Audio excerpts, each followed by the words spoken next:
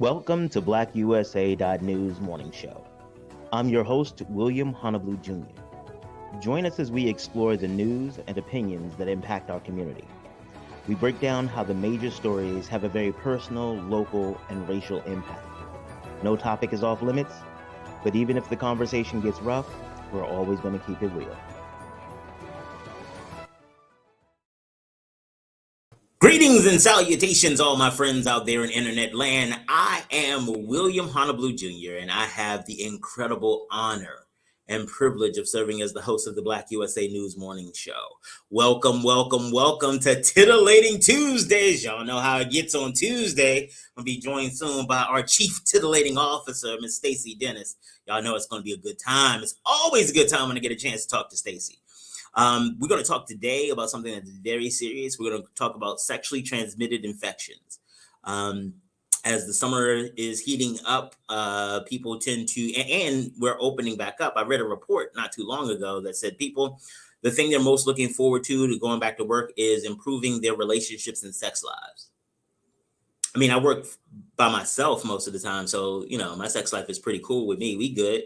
But I'm imagining wait, you going to work to get, interesting. So we're going to cover that a little bit too. So as people start doing all this other types of stuff and engaging more, with COVID is top of mind, but we also need not forget about I'm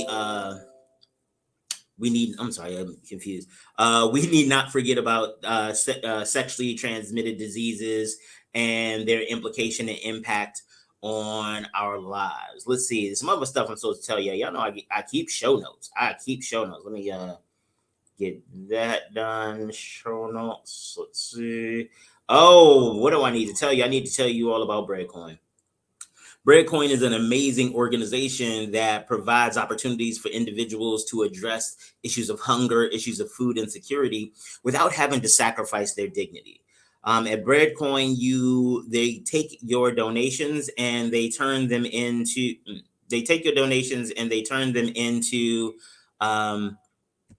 these coins. They put value toward these coins, and each coin right now is worth say $2.50. So when people get that $2.50 coin, they get an opportunity to go to some of the participating vendors. And once they get to the participating vendors, they pay with the coin, and nobody knows why they got the coin. Nobody knows that they have food insecurity or that they may be homeless or anything like that. They get to maintain their dignity while at the same time getting the resources that they need. So Breadcoin is an amazing organization, and I am so grateful that BlackUSA.news has a partnership with them. And I encourage all of you all to go and take a look at their website, look them up and invite them to your community, just to get to know more about them, because hunger is a really big issue in the Black community. Not just hunger as in not having anything to eat, but not having anything of quality to eat. So anything that we can do, we are more than happy to participate in. Now, don't forget that today is election day in Maryland. It is the primary election. And in some of your jurisdictions, the primary is more important than the general. Because once the primary happens, then because you have a solidly Democratic or solidly Republican district, after the primary, that person is normally going to rise to the level of the office. We have been doing continuing coverage of the primary election season, and we have you can visit us on our website or any of our social media feeds to check out what the candidates have been talking about. Oh, and I absolutely cannot go without letting you all know you all need to hit up Darker Than Blue Grill. It's a wonderful restaurant. The food is amazing, especially the Cowboy Prime Rib. That is phenomenal. So I encourage you all to go out and go to 413 North Charles Street to get Darker Than Blue and support our organization, a Black-owned business, a Black-owned and Black-operated business that does a lot of great work in the Black community. Oh, you know what? Let me tell you about the Grinding Gang, my company.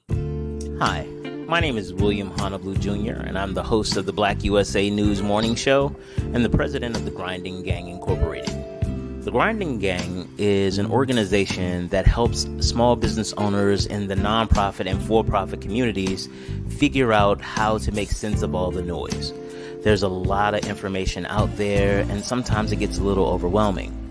We help you develop business plans. We help you figure out what to do with a lot of the information you receive. And we also help you figure out how to become more profitable. We also host a variety of workshops.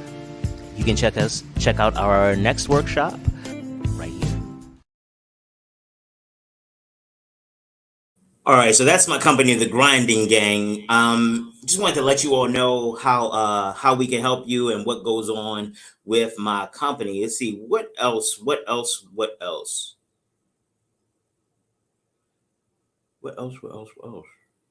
I want to make sure I cover everything before we get to the Chief Titillating Officer, because today is Titillating Tuesday.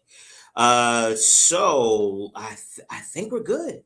Let me look at the show notes. Give me a second. I'm running production here. I gotta do some things. Remove that one, because you gotta press buttons. There's a bunch of buttons to press, because I'm trying to do the new high tech joint. Y'all know whenever I try to do the remote thing, it doesn't go well. But I keep trying. Oh, there she is. It's the Chief Titillating Officer. Good morning. Good morning, everyone. How you doing today? How was your weekend? I've got so much going on. This is why you have friends and you have backup people. Because what you didn't see backstage was me running around trying to get this 70-pound pit bull to not make noise, close the door that she just came in. Oh my God, what did she just knock over? She just knocked over the lamp. The ring lamp is huge. What you didn't see was the chaos. And I'm like, thank you for talking about the grinding gang. So funny. I got back in my seat and started inhaling peppermint. I need to just wait.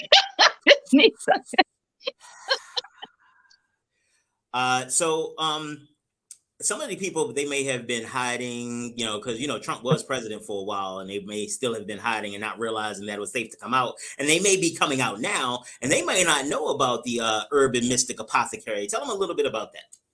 Oh, all this that you see behind me is Stacey in her lab.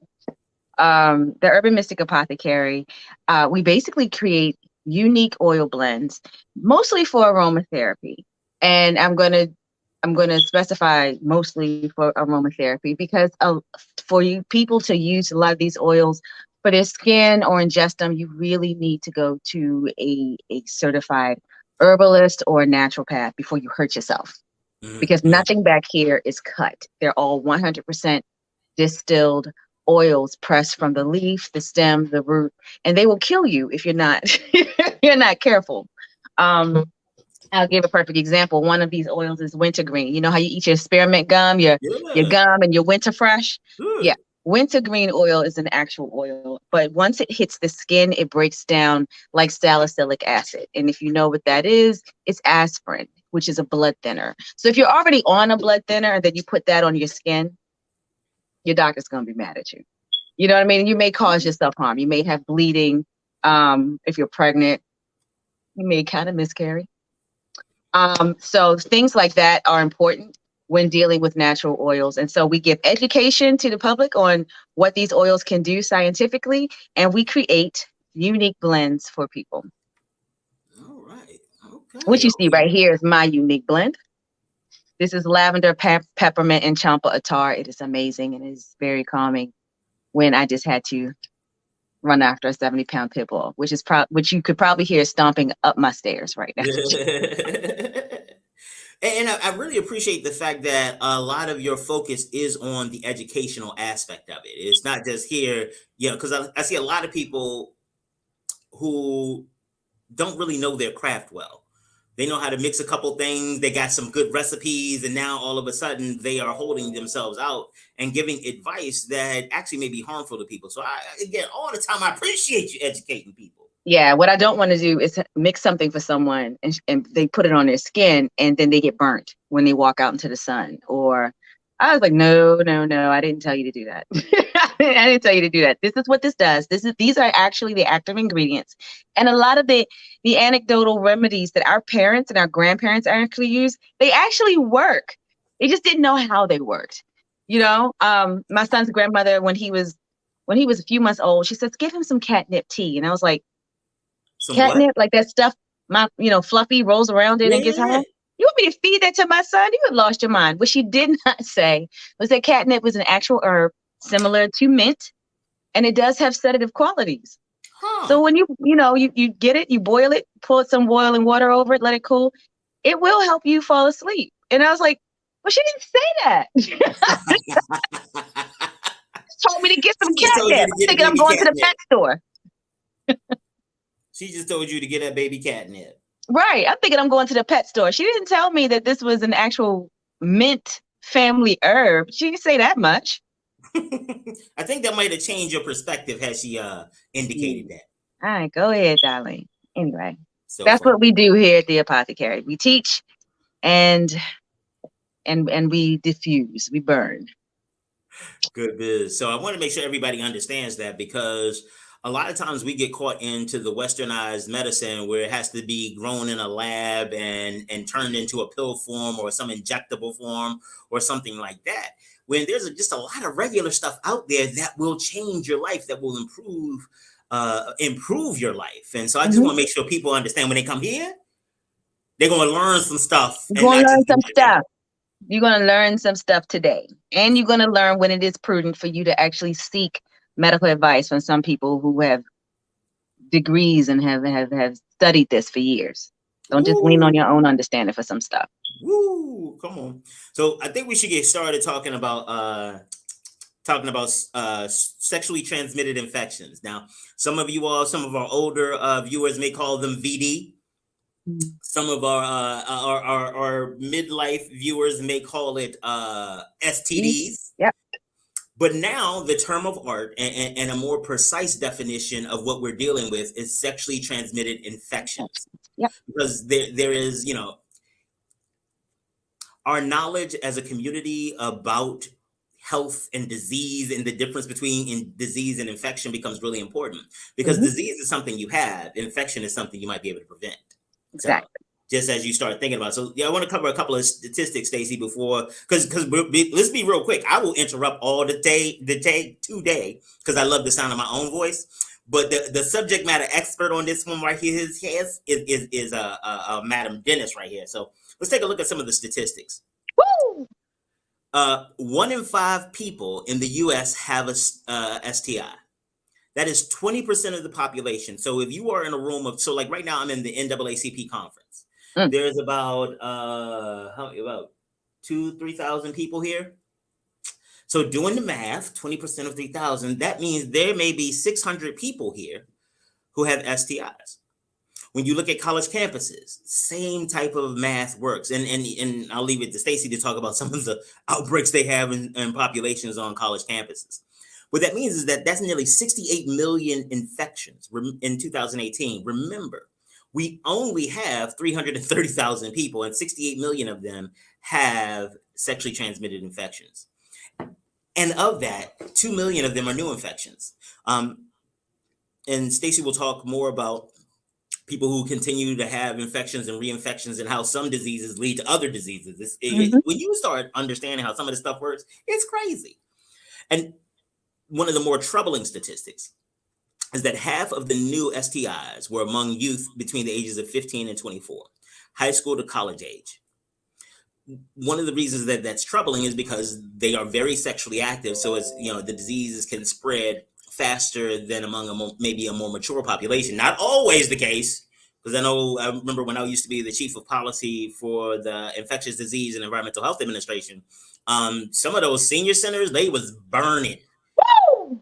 Burning fire. Go, grandma. Go ahead. Anyway, so I was, when I was there, I was like, well, when I retire, I got to decide whether this is the one I want to go to and be okay with, wear a condom or, anyways, separate issue. I have random thoughts. But it also means that a lot of these youth who are contracting STIs, as they mature, as their bodies develop, as they start into their reproductive cycles and things like that, they may have done damage that may prevent them from having a healthy child. So that's one of the things to think about. And in direct medical care, $16 billion with a B, $16 billion for new STIs. Yeah. Notice he said new.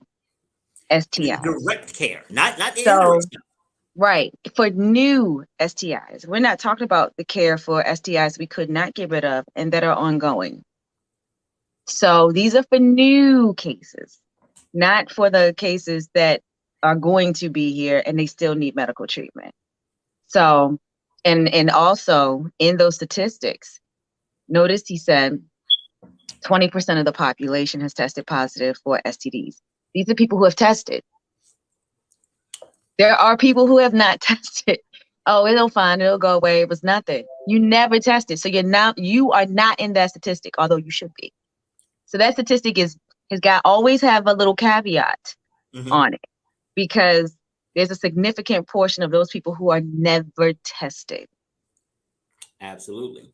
I remember one of the things when I used to work for the infectious disease department for the state health department. Infectious disease administration for the state health department. I remember one of the big things they explained the difference, and I'll ask you to go into detail about the difference between incidence and prevalence if you could. But what they used to explain that really blew me is that the number of prevalence, like the standing amount of disease in the community, is an estimate, because, or at least with HIV, because of the research that had been done in populations nationwide and testing random samples, they recognized that 25% of people who are positive with HIV didn't know their status. Correct. So they had to figure out, like, okay, we know we have this number, so now we got to add this many in, because this is the real disease burden, that entire thing, the known and the unknown. And it's much more difficult to test the unknown or treat the unknown. Let me tell the audience how William is able to make that statement on prevalence. So let's say 10 people came in and they got tested. They tested positive for HIV. And people like, what I used to do, disease intervention specialists went to these people and say, well, how many partners did you have? So instead of 10 out of 100 people in this community having HIV and you think your prevalence is 10%, when they all tell you, well, I've had 3 partners, your prevalence is a lot more, or maybe a lot more than 10%. It's definitely a lot. It's definitely more than 10%, because each of those people at least had 1 positive partner. So it's not 10%. It's a little more. So your prevalence is larger in that community. And that was a lot of the issues that we had. We had people who just didn't want to talk. So we never knew how many people they actually came in contact with. And then you had the people who just, 20, 30 people. And I'm like, I gotta find all of them. Please tell me you have contact information on them. That's a whole nother thing. That's a no. So the prevalence is a lot more. The incidence is how many cases that health department or that jurisdiction found that particular year. In addition, please, when y'all go and look up statistics, and I hope you do. Usually statistics are for eggheads like me, but when you do look up statistics, understand that those numbers are not necessarily current, because it takes a long time to gather so much information from so many health departments around the country. That data has to be cleaned up. Repeats have to be taken out of the number so you can get a true incident and stuff like that. So the numbers that we have, I think the latest numbers are 2020. It's 2022. Well, let's talk a little bit about incidence and prevalence nationwide. So this is, I pulled this from the CDC, and I know Maryland is, well, at least the Baltimore-Towson jurisdiction is one of the ones that has a disproportionate burden. So, but this is nationwide. And I want you to look at this. The top line of each one, the darker green, is prevalence, and that's kind of the standing amount of disease in a particular population. So, and I can't remember what the date on this was. I apologize. I think this was the latest one they have, so it might be 2020 or 2021. So for that time, the number of people who, for example, had HPV, 42.5 million. The number of new incidents or new cases that they found in that year, 13 million. And so this gives you kind of a Stacey, you want to talk about some of these diseases? Because again, this is your space, because I don't even know what HSV2 is. Herpes simplex 2. Okay, thank you. So we got her. The herpes family is pretty interesting because herpes not only includes that cold sore you get on your lips, but it also includes in that family chickenpox. So it's very I did not know wide, that. huh? I didn't know that. Herpes zoster, it's chickenpox. Huh. And as kids, we all had it. So if they say, "Oh, you got herpes," and I was like, "Well, yeah, a lot of us do already." I be This is what killing happens when people you with mess it. up people here. You give them information they wasn't ready for. Yeah, yeah. When I had people come into the clinic, she's like, "Man, I got herpes," and I was like, "Did you have chickenpox?" She said, "Yeah, you already had herpes." And they're like, and I was like, and the thing is that this one, the one that shows up on your lips, herpes simplex 1, it's going to react the same way as that chickenpox is. It's going to go away, and it's a virus. Let me just put it out there. The herpes family is a family of viruses, and herpes simplex 1 is the type that can be differentiated from herpes simplex 2 that usually shows up on the genitalia. And you can't look at it and be like, you got 2. No, because sometimes herpes simplex 1, the cold sore variety, can be down there too, depending on how you got it. Hey. So it could be, if your doctor sends off a lab, it can be differentiated in that way. They're going to react the same way.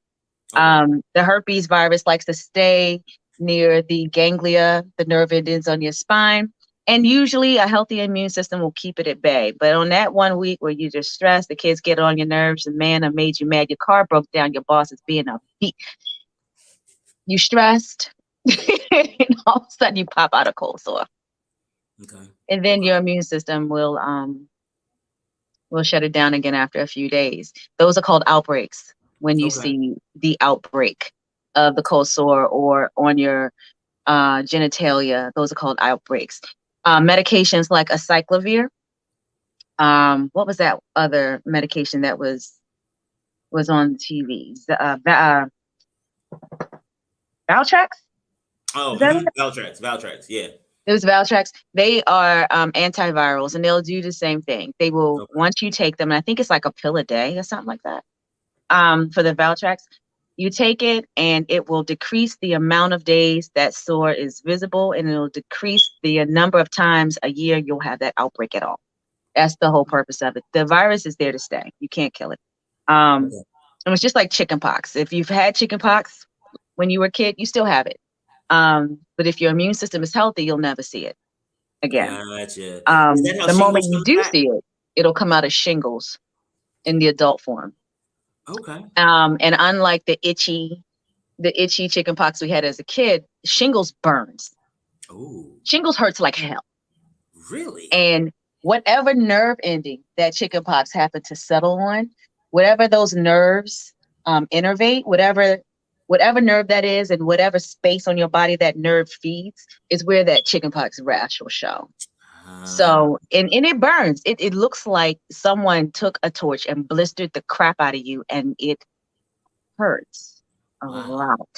So if you have older folks and they did not get their shingles vaccine, please tell them to go get it. You don't want it, because it doesn't go away and leave small scars like the kid variety. It's like a scars. So it's like a burn, basically. Like your skin it burns from the inside, and so you end up with this kind of. Wow. Yeah, I mean, when you see it, it looks like someone got pissed off at you, and I mean, it's painful. It hurts like hell. So if you have older people who did not get their chickenpox vaccine, please ask them to reconsider. If they have questions about it, ask clear it with their doctor and get it. You don't want anything to happen, and your chickenpox from when you were 8 came out and is now pissed off at you. So let me ask you this, because one of the things that we talk about, and especially in this segment, is about the transmissible nature of infection. So going back to, and we're going to circle back around to HPV to kind of go through this, but whether it's shingles or whether it's 2 or whether it's 1, so like basically, could I catch shingles from somebody? Like they still got the whole. No, shingles is there because you've already had the chickenpox virus inside you. Okay. You can't go to a 40-year-old and be like, touch your shingles. You can. Okay. Well, if it comes out, all those open blisters and sores, I wouldn't I wouldn't touch somebody with it. Okay. First of all, their skin is open, it's broken. They don't need your dirty fingers in it anyway. Absolutely. That's but all of those are filled with little virus, but just leave them alone. Let them heal. It's so painful. So I feel so bad when my patients have it.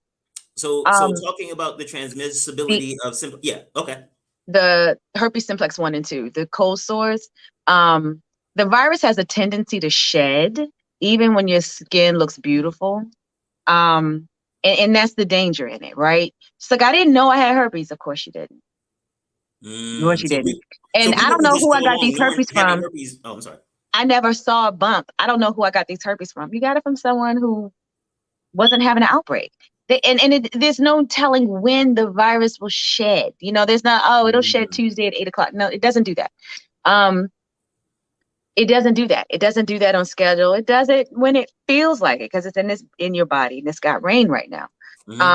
The outbreak is your indication that sucker is there. And yeah, it's full of if you kiss somebody with that sucker out, of course, they have a chance of getting it, because that bump is full of little tiny virions, little tiny virus particles, and it'll go away.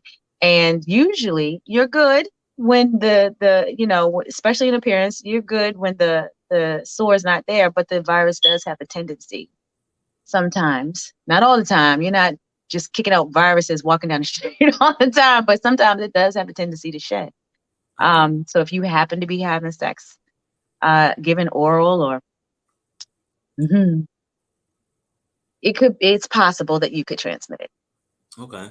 And so what about simplex 2?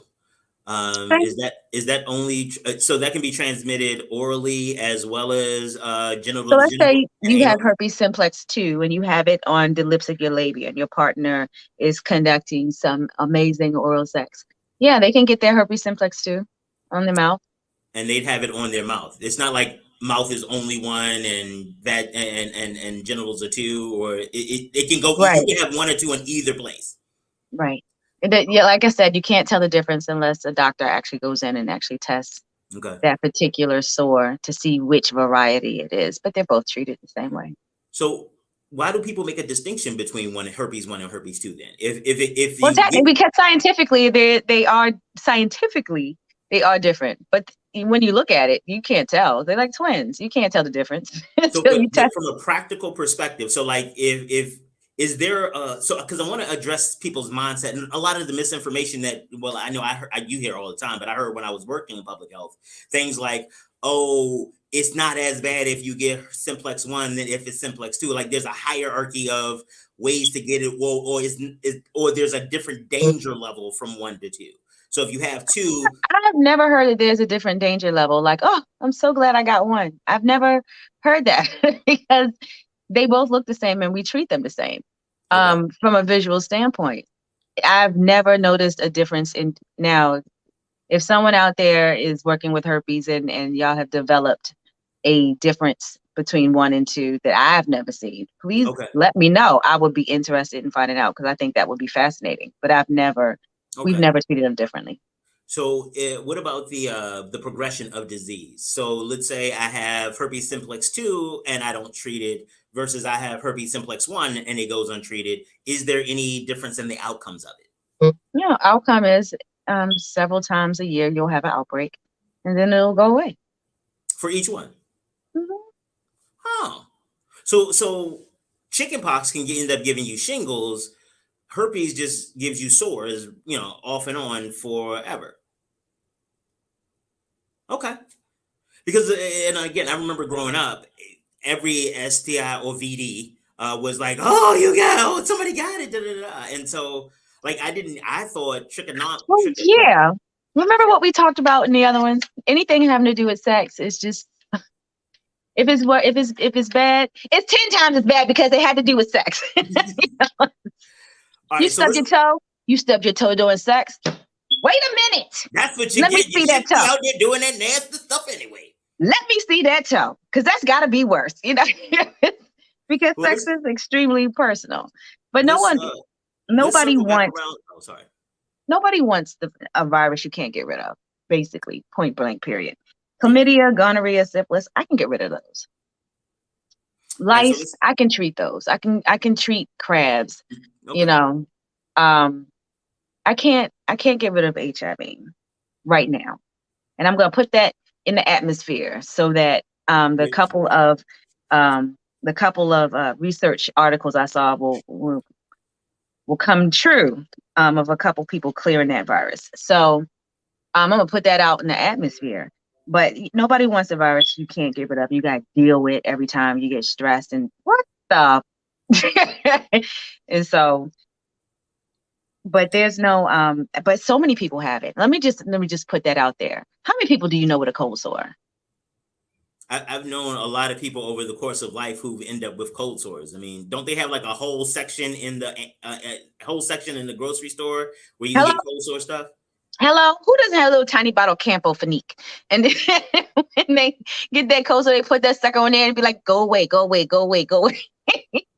You know what I mean? It's having sex with while you're having an outbreak. First of all, that sucker is tender.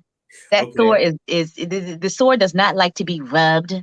You'll feel it. If the herpes sores happen to be for women happen to be on the inside, or it's just uncomfortable. You know, it's just uncomfortable.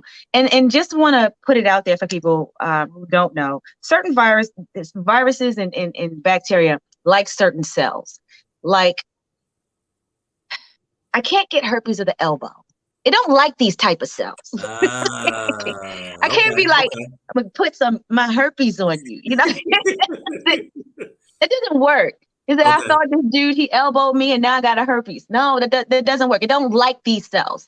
It likes the type of cells that line your lips, your eyes, your vaginal area, your penile area, your anal area. Those are the same type of cells. And so they'll show up there. And if you and think about what you do with those areas, you know, especially if you're sexually active and people are rubbing against it. This shit hurts. Yeah. It's a little painful. All that stuff, I can imagine that being problematic. Mm-hmm. So, wow, there's a lot of information. Man, just on herpes. Yeah, wait till you get my favorite one. Oh, it's not. It is my favorite one. I'm not even going to be ashamed of it. What's your favorite one? Syphilis. Okay, so let's go back and talk about a little bit more about HPV, because I didn't talk about kind of the symptoms and that kind of stuff. HPV, the prevalence, the number of people in the United States. Isn't it crazy? 42.5 million, and new cases in I think 2021, 13 million. So Stacey, give us the skinny on HPV. Like what? I thought at first I thought it was just a disease that there was an article and it's a disease that girls get and then the boys could get it and then it was a vaccine and now everybody should be vaccinated, but blah blah blah blah blah cancer and something about cancer. Like it's just a lot of information out there. Okay, so just like with the other viruses, it's the human papilloma virus, and you see how many people actually have it? I remember when the vaccine came out and everyone was like, I am not letting my child take it. Like getting the vaccine was somehow goad your child into searching out the nearest genital area and jumping on it. I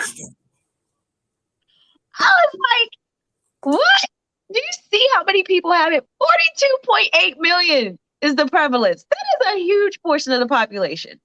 And for God's sake, if you have a young person, consider going to get them tested and treated. It is a major cause of cancer and warts. It is, and I can't believe, it's the most common STD. And y'all don't want to talk about it. You want to talk about a whole country sticking their head in the sand. Yeah. There's no cure for the warts that it causes. It causes warts. Warts. It causes warts. It is passed sexually, and it is, you know, the girls, you know, we tend to get it more than anyone else. And because mommy and daddy don't want to admit that we are sexually active, it goes unnoticed. and the ability for it to cause cancer in girls. It's Right. just it's bad.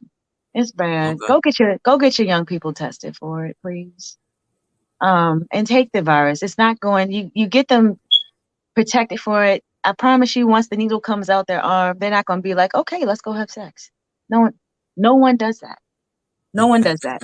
I want to be clear on the symptoms because Unless you were planning to have sex first. Hello. So I want to be clear that because it's like it moves in silence. You often don't have symptoms until, if you pop out a wart on your anus, in your vagina, then you'll know something is there. But if it doesn't, you still have it. If you don't, some people don't get the sign or symptom of a wart, but you still have it.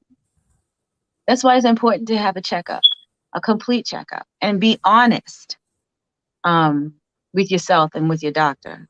Yeah, I have sex. Test me. Okay. So I want to be. Oh, and it's not reportable. So I just wanted to let you know it's not one of those reportable infections like gonorrhea, chlamydia, syphilis, HIV. It's not a reportable infection. So if you have HPV, I'm not going to be at your door and be like, let's talk about your HPV. No. So I never got patients that had to come to me for their HPV. So I want to be clear about the symptoms. And the fact that you often cannot get them. You often don't have them. All right. So according to the CDC, there's no cure for the virus once you get it. And the warts will go away on their own. And all we can do is mitigate the warts, which means we could treat them. We can try freezing them off. Okay. They'll come back. Freezing. So if I have warts, I could just get some ice and rub it on it, and it'll come off. Negative. There is a solution. And you may see your. Wait a minute. The clinicians that walk around with the somebody can. Was out there. Oh, it's ice. I just gotta freeze it. Well, I see them walk around with the can. I was like, oh, I know where you're going. It's the WD-40 with the can and the wand that comes up. Yeah. It's kind of like that. And you see them going into the room, and I'm like, I know what they're about to do. So they because the warts are out, you don't want the warts out, and it's not exactly the most comfortable thing in the world to have sex when you have a giant wart out. Is to freeze it off. The wart will come back, but hopefully you freeze it off again. It'll come back eventually, and then you freeze it off again, and hopefully it gets tired of being frozen off and comes back lesser and lesser prevalent every time. Instead of a big wart, 6-7 months later, it's a lot smaller when it comes out, because it's like, I'm tired of her freezing me.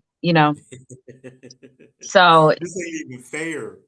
Right. So our prevention focuses on you not getting the virus in the first place, hence getting vaccinated. Okay.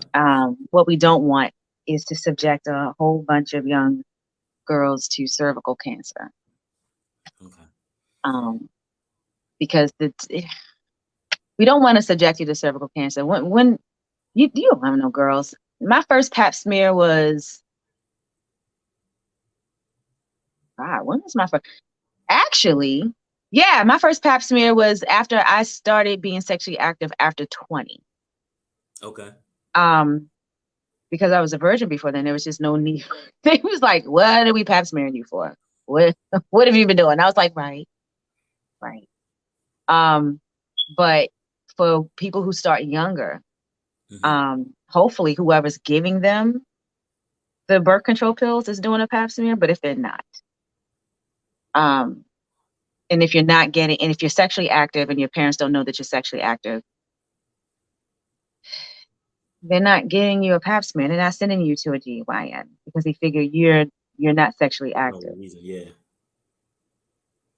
Right? So, honesty seems to be a very big policy, and whenever we have these conversations, it always comes back to communication. Doing research, understanding how your body works, and also communicating how your body works and what's going on with your body with other people. But as you can see, And I've been quoting you everywhere I go. It's like people will lie on their mother before they talk about what they do when they drop their drawers. And it's true. It is true. Yeah, send mommy to hell with that lie. And meanwhile, keeping your secret about your sex life, nobody cares. So funny. All right, let's look at something else. Oh, this one, I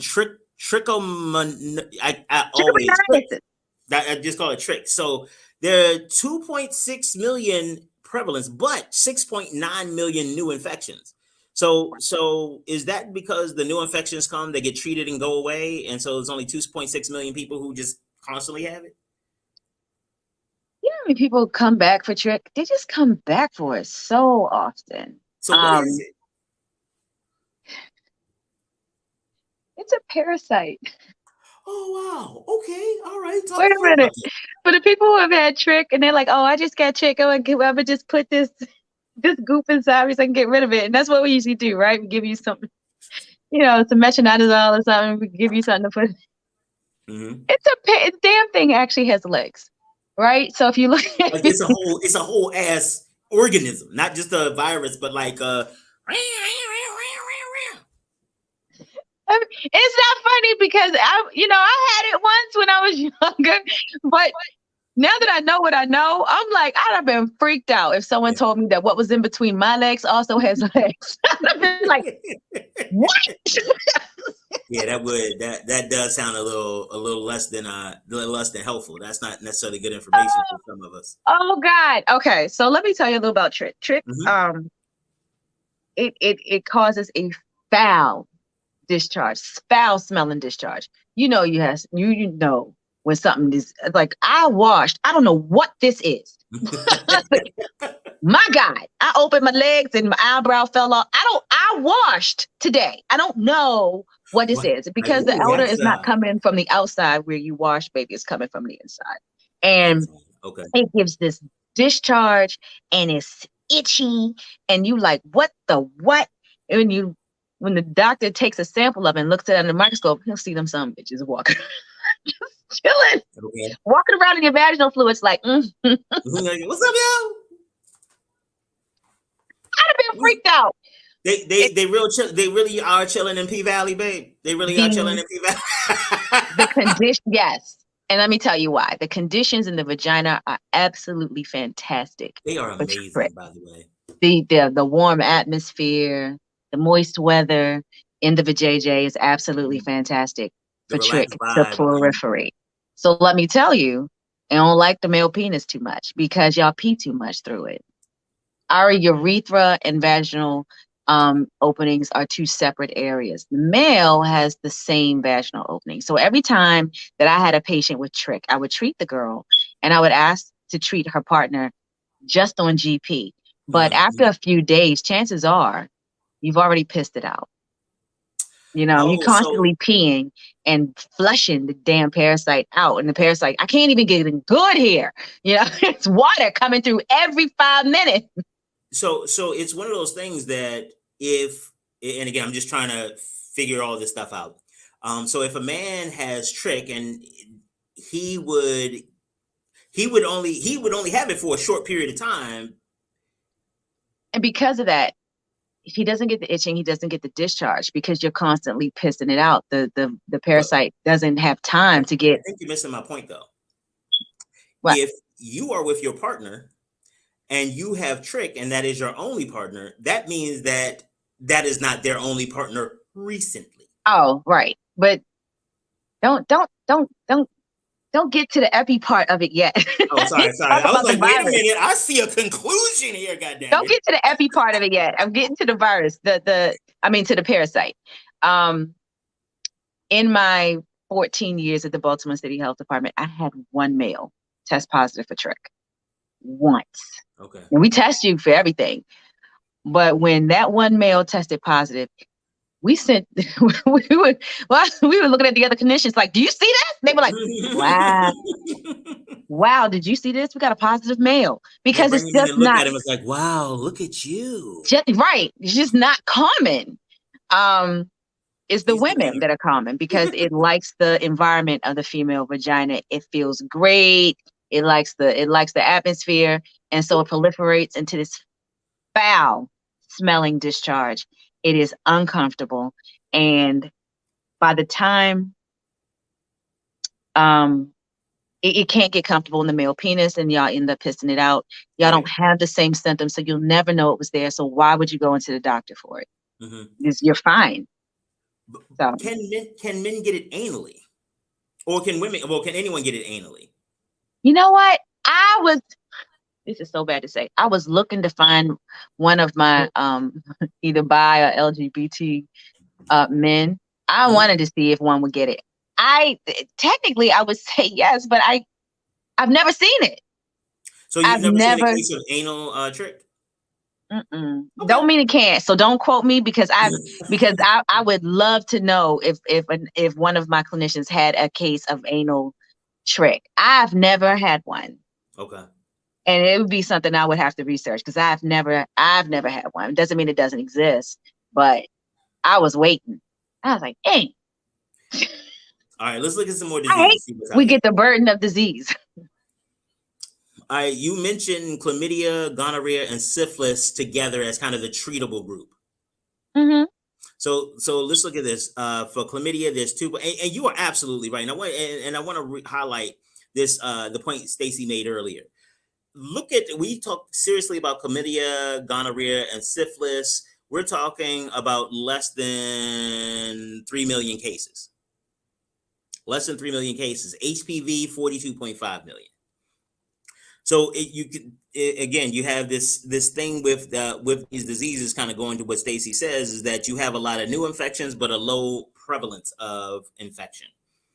So tell us a little bit about gonorrhea, syphilis, and chlamydia. I also want to put a little caveat as to that data. Is this the recent data? Is this 2020? I think it's 2020 or 2021. I got it off the CDC website. So whatever their most recent thing is. Right. Understand that we were all locked down for a long period of time. And because we were locked down, places like public health departments had either severely cut back or closed their clinics. Doctors weren't taking people for inpatient visits. The number of the incidents in all the diseases dropped during the time that we had time to stay in. We were forced to stay in. It wasn't that the disease wasn't there, it's that nobody was being tested. Oh, you know what? I thought you were saying that because we were locking down, people weren't hooking up. You're saying that's that they might still be hooking up. Oh my God. You gonna make me stay in the house? What are we gonna do all the time in the house? We're gonna drink, we're gonna eat, that's not it. You know what? I apologize. I was thinking about my COVID experience. So, cause I kept giving myself mental COVID, so I couldn't go outside at all. Like, nope. Okay. So normal people were still out having sex and stuff. Oh my God. So this is like, oh, we shut down, and we also shut down the ability for humans to get sexually stimulated. I don't think you did. I thought that's why all the Pornhub stuff went up. Like Pornhub during doesn't mean that they were alone. Touche. That was foreplay. That was pre-gaming. Okay. Exactly. So I understand that these numbers, you're gonna have to put a little asterisk next to all of them because they are not. I don't believe they're the true indication of disease because people are still. It takes me 2 months to see my doctor now. Now, imagine what it was during COVID, where they were not allowing anybody into these health facilities unless you had COVID. During COVID, some appointments you just couldn't even get. You couldn't get it all. They were canceling appointments left and right. So understand that these numbers are absolutely not the true numbers because people were simply not being tested. So let's take a look at that. I want to go back to that because that is a damn good point. I didn't even think about that. Let's see. I'm using a remote thing again. Go back on it. So you're suggesting that not just the lighter green, the incidence may be off, but maybe even the prevalence as well, because people who got it during those 2 years aren't added to the dark green number. Well, and and I'm suggesting it because even the CDC noted they had an article on July 16th, 2021, and it said after the COVID-19 stay-at-home orders in the spring of 2020, STD cases dropped to 50%. Not because people were like, well, I'm not getting CDC, I'm not having sex. Please. There are a lot of people who would rather miss dinner than miss. Yeah, we're not doing that. So they noted that chlamydia was 14% lower. Gonorrhea, incidentally, was 7% higher, and primary and secondary syphilis was 1% lower. And that may not sound like a lot, but we have a lot of cases, and 1% is actually a lot. There was reduced screening, limited resources, and stay-at-home orders, and they affected how many numbers were being counted, basically. Wow. Okay, so the clinics are just getting back into the swing of things. So I suspect that the numbers from this year are going to be interesting. And we won't find that out for another year and a half. I would be interested in looking at parallel data for pregnancies and births over the same period of time, because you're going to report a birth like that. So you're going to report a birth, and so so the birth number should either be the same or higher under that theory that people just weren't coming out to get reported. And if it is, that would be, especially if the birth number is higher or the pregnancy number is higher, that would be scary. We all heard about these little pandemic babies y'all done had. Exactly. That's what I'm saying. Like, I think that is, again, didn't think about it before, but as you say it makes perfect sense. It makes sense. It makes it dangerous for the diseases that we can't get rid of. For people who had, everyone is stressed, and let's just be clear, sex is a stress reliever, and they're going to do the same things. They're going to do the same things because they're locked down. They're going to eat a lot. They're going to drink a lot. They're going to do that a lot. Yes. So no. And so I don't, again, what I'm saying, and again, it's funny because I appreciate this conversation because that was not my COVID experience. Like, COVID scared the hell out of me so much. I was like, nope. It was like, if we want to do it, we might have to have masks on or something, because that might not work so well. You good? I'm good. You good? Okay, then let's go. Because, and honestly, that was for real. That was the thing for COVID, because COVID for me was more disruptive than kind of STIs. Because STIs, you can, what did they call it? Partner screen and do these types of things, and use what you know about populations and individuals to kind of determine your risk.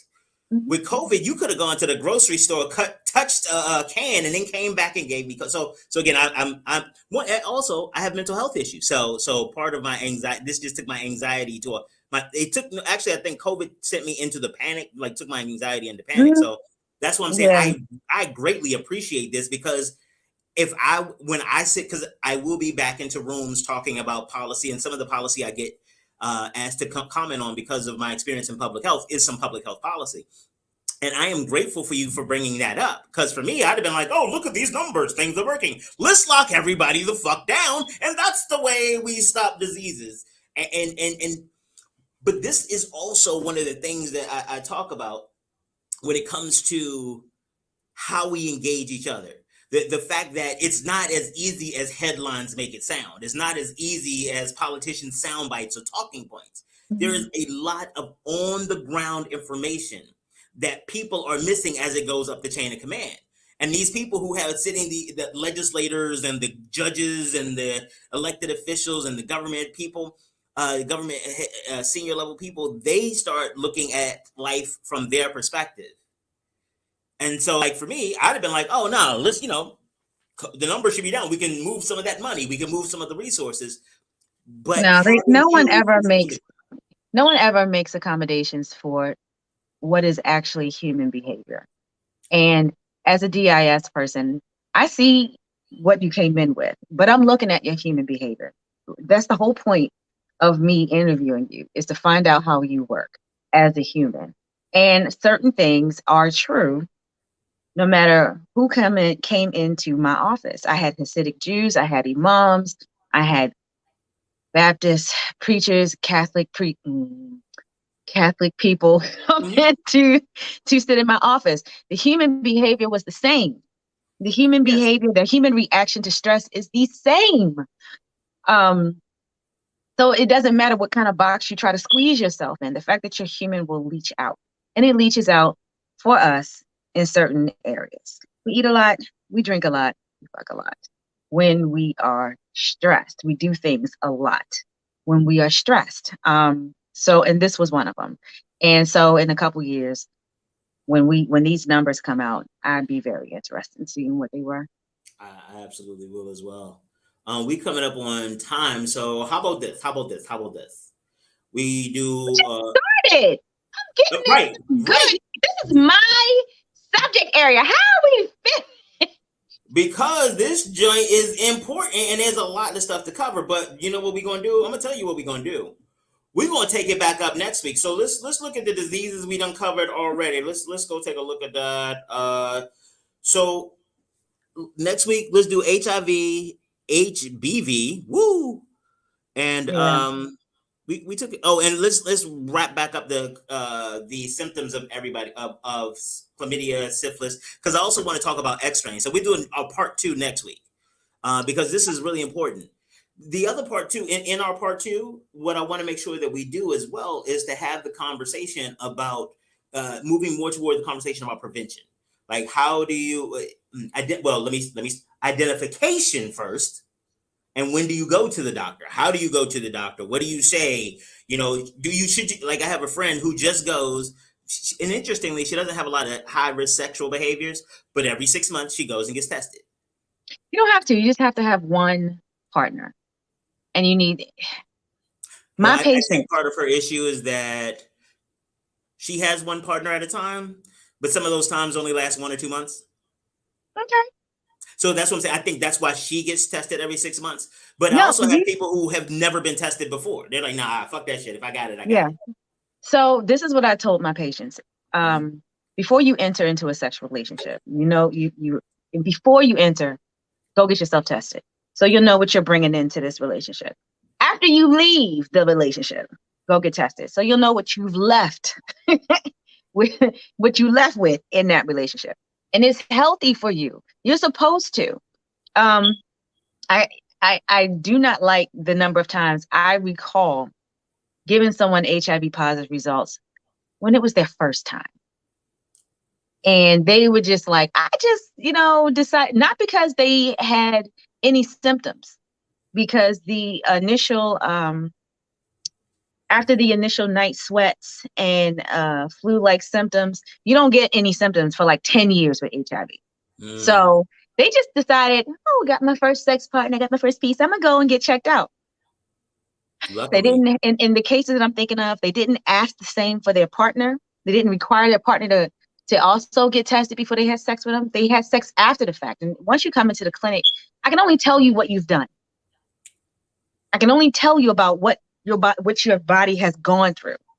That's why it's important that you get tested prior to you having sex with a new partner, and request that your partner do the same. It doesn't make any sense if you get tested and your partner, is giving up out of both drawer legs, and you can't. That's not right. It's got something. One of the things that I remember, and again, we'll talk about this more next week, because I'm looking at the time like, I'm trying not to. I'm out of state right now. I ain't trying to get in trouble out of state. That's some bullshit. But one of the things I remember when I was chief of policy for infectious disease was this idea of making testing routine as part of just your annual checkup, at least, because the issue was that people did risk-based testing. So if I don't think I'm at risk, then I don't need to get tested. Exactly. Which is one of the ways to have diseases spread or infections spread all the time. We're going to talk about that. We're going to talk about this next week, because this is some shit. We are going to talk about that, because it was one of the things that just frustrated me more than anything. So, next week. I'm ready for you next week. Let's go. Oh, shit, daddy. All right, ready ladies and gentlemen, boys and girls. Hey, anything you want to leave them with before we head out here for today? Leave them with for next week. If you are in Maryland, please go vote. Today is primary day. As a matter of fact, I'm supposed to be across the street at my polling place, assisting one of my county execs for running for office. And so if you're out there, please go vote. Don't leave it to chance. Don't leave it to someone else to go vote in your state. They'll vote and we'll get over it. No, don't do that. You saw what we just got rid of. Don't do that. So please go vote, and please stay healthy and protect yourself. Amen on that. All right, ladies and gentlemen, boys and girls, children of all ages, it has been wonderful. It has been amazing. Don't forget to hit up Apothecary.com. Whoop, whoop. Go ahead and hit them up. Make sure that you and recognize that when you do hit them up, it's not just going to be I'm trying to sell you some products. It's going to be I'm going to try to educate you. Make sure you do what's good for you. I as always, I am so happy I get to share the screen with my chief titillating officer. Goddamn! And we will be black next week.